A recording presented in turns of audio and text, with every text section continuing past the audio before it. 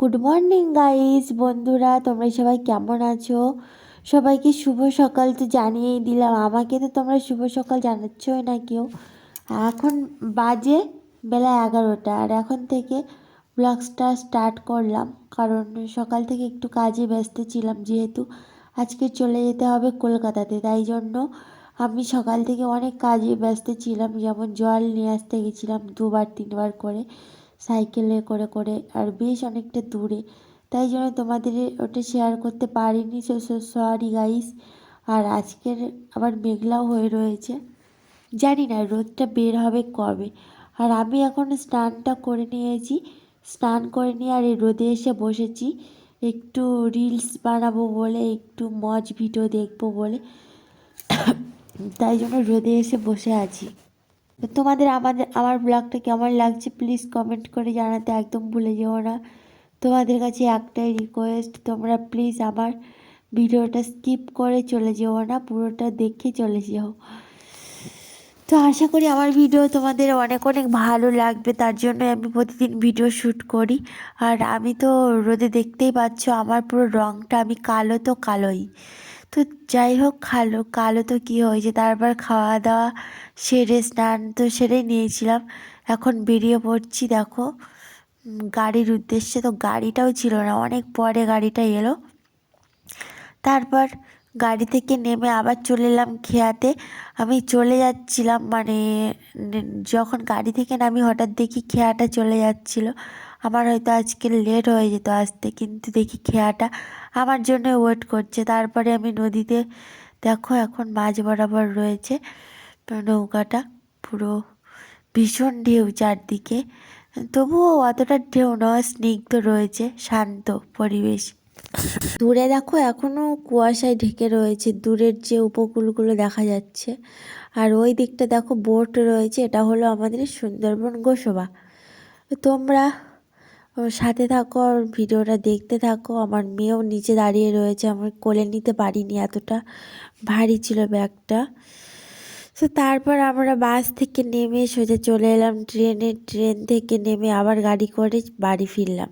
তো আজকে এসে রান্নাবান্না স্টার্ট করে দিয়েছি, ভাবলাম একেবারে বেলায় বেলায় রান্নাটা স্টার্ট করে দিই, কারণ সন্ধেবেলা প্রচণ্ড ঠান্ডা লাগে বাইরের দিকটা।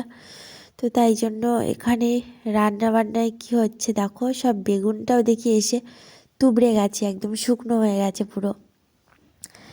বেগুন দিয়েছি, আলু দিয়েছি, আরও দিয়েছি কড়াইশ বা বিনস যেটাকে বলে, গাজর, তারপরে রয়েছে চিংড়ি মাছ দিয়ে ভালো করে কষে কষে কষে কষে ভেজে নিচ্ছি।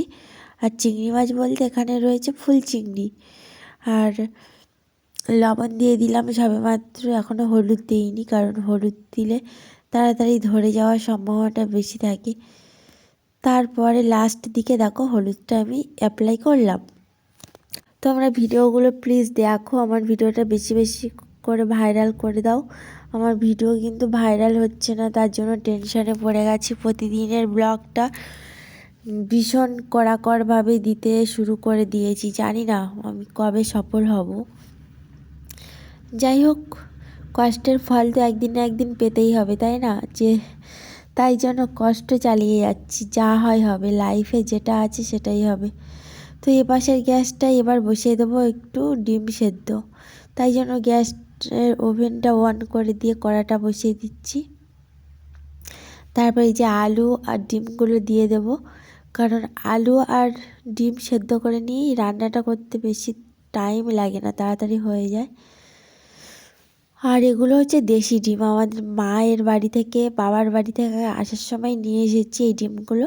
আরও কয়েকটা রয়েছে, তো আমাদের 3 জনের জন্য 3টে ডিম দিয়ে দিচ্ছি।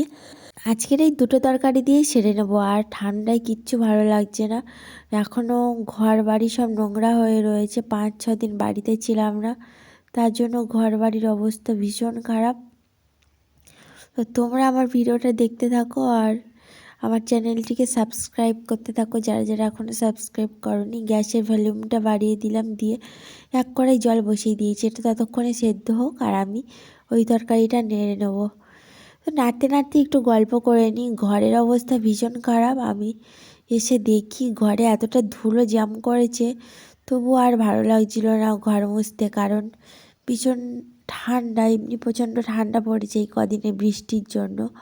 তারপরেও এখন সন্ধে হয়ে গেছে, হ্যাঁ আসল কথা। আর সন্ধেবেলাতে আমার কোনো জল ঘাঁটলেই কাশি হয় প্রচণ্ড পরিমাণে, তাই জন্য আমি আর কিছু করিনি। তারপর অবশেষে চলে এলাম ডিম ভাজতে, কিন্তু দুঃখের বিষয় হলো গিয়ে আমার কড়াটা ঠিকঠাক গরম হয়নি, তার জন্য ডিমগুলো দেখো লেগে লেগে যাচ্ছে, ডিমের কুসুম, সাদা কুসুমগুলো পুরো লেগে আর চামড়াগুলো উঠে যাচ্ছে, খুব বাজে অবস্থা। এরকম হলে রান্না করতে ইচ্ছে করে না। ডিম যদি বা ডিমের চামড়া সব উঠে যায় এরকম করতে করতে কি হবে, রাগও হচ্ছিল, কিন্তু কিছু করার নেই, নিজে নিজে ফলটা করেছি।